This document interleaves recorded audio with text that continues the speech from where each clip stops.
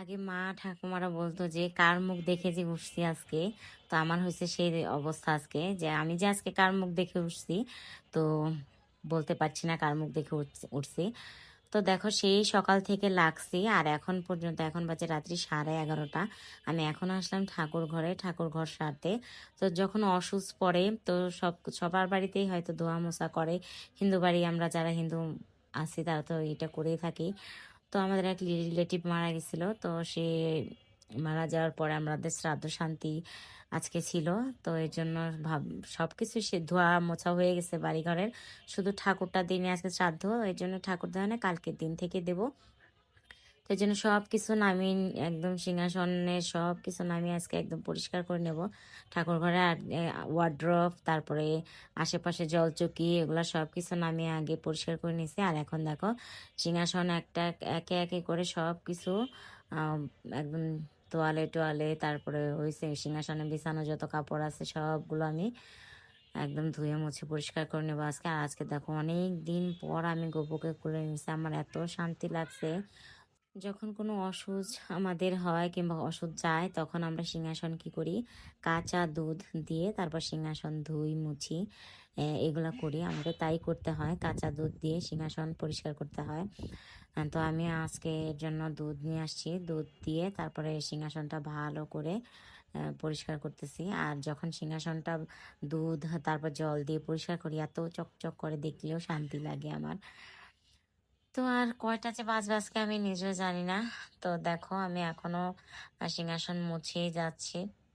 আর এমনিতে সবগুলো জিনিস মোটামুটি বারান্দার মধ্যে নিয়ে এসেছি, ধোয়া মোছা প্রায় কাছাকাছি।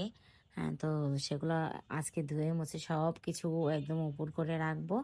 আর কালকে সকাল সকাল উঠে তারপরে পূজাটা আগে সেরে নেব, কারণ বেশ অনেক দিন ধরে পূজা দেওয়া হয় না। তোমাদের তো বললামই যে পূজা দিতে পারছি না বলে ঘরে মনে হচ্ছে যে কোনো পজিটিভ কোনো ভাইবস নেই, মনে হচ্ছে যে চারিদিকে শুধু নেগেটিভ এনার্জি কাজ করছে। তো দেখো তোমার সাথে সাথে কথা বলতে বলতে আমার সবগুলো কাজকর্ম সারা শেষ। আর এই যে দেখো এদিকে ঠাকুরের যত জামা কাপড় ছিল সবগুলো ধুয়ে আমি মেলে দিছি। আর এতগুলো বাসন ধুইতে যায় আমার হাতের অবস্থা একদম 12টা বেজে গেছে, হাতটা একদম লাল হয়ে গেছে। আর বারান্দা টান্দা একদম সব কিছু পরিষ্কার করে নিছি এখন।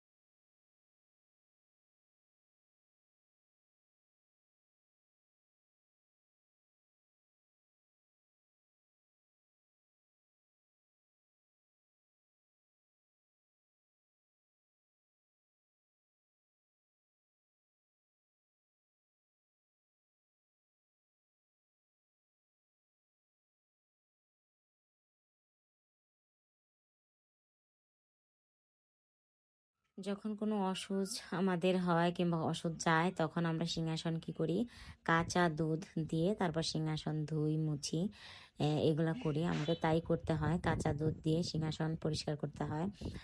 তো আমি আজকে এর জন্য দুধ নিয়ে আসছি, দুধ দিয়ে তারপরে সিংহাসনটা ভালো করে পরিষ্কার করতেছি। আর যখন সিংহাসনটা দুধ তারপর জল দিয়ে পরিষ্কার করি, এত চকচক করে দেখলেও শান্তি লাগে আমার।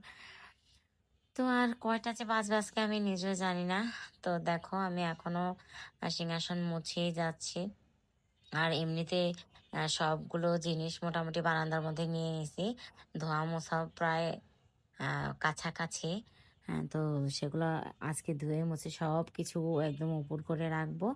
আর কালকে সকাল সকাল উঠে তারপরে পূজাটা আগে সেরে নেব, কারণ বেশ অনেক দিন ধরে পূজা দেওয়া হয় না। তোমাদের তো বললামই যে পূজা দিতে পারছি না বলে ঘরে মনে হচ্ছে যে কোনো পজিটিভ কোনো ভাইবস নেই, মনে হচ্ছে যে চারিদিকে শুধু নেগেটিভ এনার্জি কাজ করছে। তো দেখো তোমার সাথে সাথে কথা বলতে বলতে আমার সবগুলো কাজকর্ম সারা শেষ। আর এই যে দেখো এদিকে ঠাকুরের যত জামা কাপড় ছিল সবগুলো ধুয়ে আমি মেলে দিছি। আর এতগুলো বাসন ধুইতে যাইয়া আমার হাতের অবস্থা একদম ১২টা বেজে গেছে। হাতটা একদম লাল হয়ে গেছে।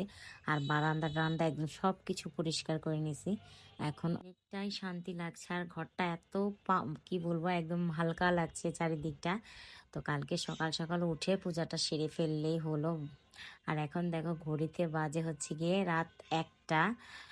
তো এখন আমার চোখ দেখে বুঝতে পারছো তোমরা যে আমার ঘুম কি পরিমাণে ঘুম চাপছে।